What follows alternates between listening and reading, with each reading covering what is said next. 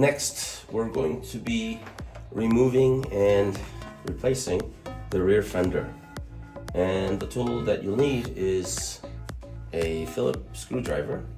There are 4 screws holding down. There's 1 and 2, and then the same pattern on the other side.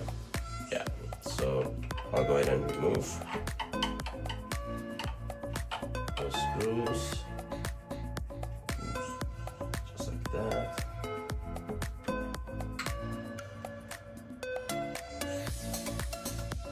First one.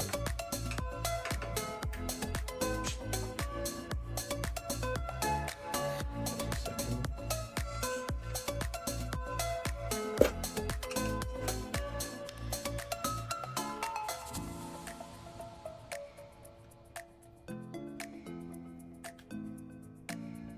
There's a third one.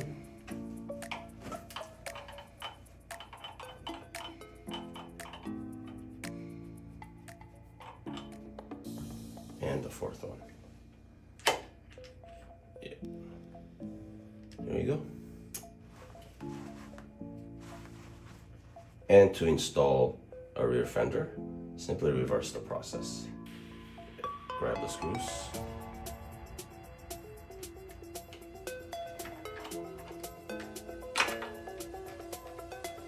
And these don't need to be super tight. This just has to be hand tightened. Just enough for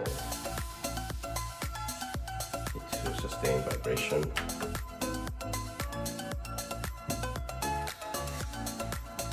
Just hand tighten.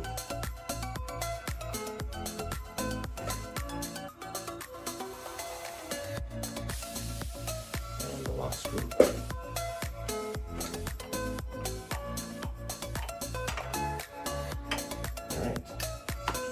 That concludes the replacement of the rear fender.